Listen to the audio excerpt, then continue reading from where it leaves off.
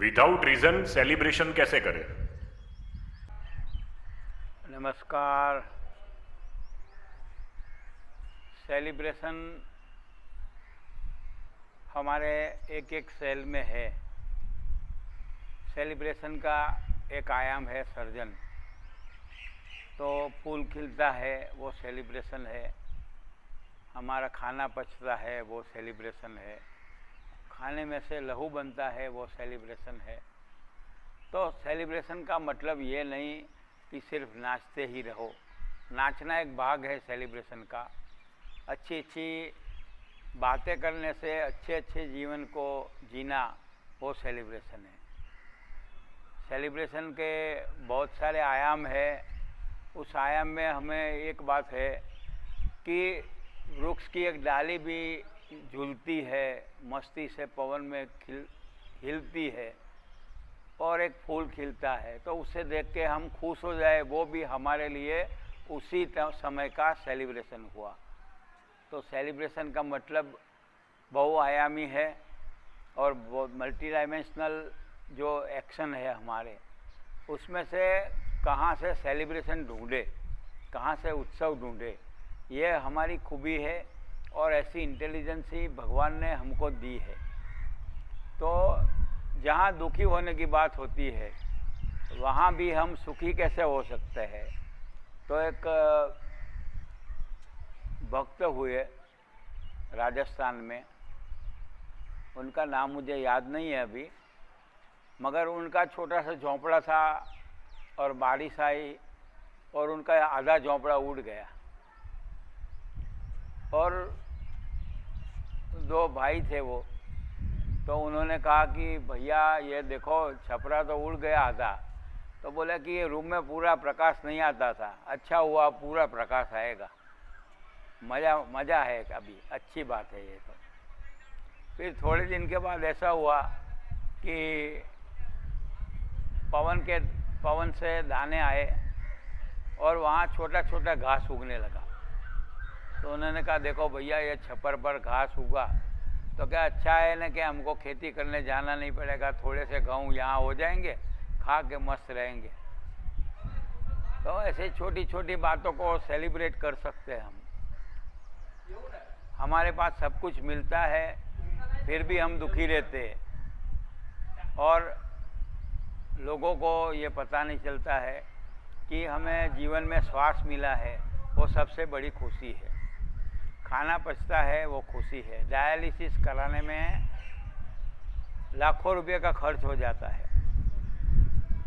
तो जीवन में जो जो नेचुरल क्रिया है, नैसर्गिक क्रियाएं है, वो चलती है अच्छी तरह से, वो भी सेलिब्रेशन है, उसे भी खुशी मनानी चाहिए। ओशो कहते हैं कि सुबह में जगता हूँ तो मुझे लगता है कि चलो एक दिन और जीने के लिए आ गया और मैं आज भी जिंदा हूँ, इस बात पर भी मुझे खुशी होती है। तो ये सेलिब्रेशन है।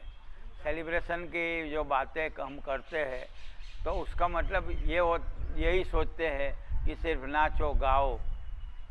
तो नाचो गाओ उत्सव मनाओ एक डायमेंशन है, मगर उसके साथ साथ छोटी छोटी बातों में हमें खुश होना चाहिए। दूसरे कैसे खुश हो सके उसके लिए आयोजन करने चाहिए कि आसपास के लोग हैं वो छोटी छोटी बातों में दुखी होते हैं, तो कैसे करें तो वो शांत हो जाए, कैसे करें तो वो खुश हो जाए, क्या करें तो उनके लिए उनकी प्रशंसा करें या उनके लिए अच्छी बातें बोले, तो क्या करें तो वो लोग राजी रह सके।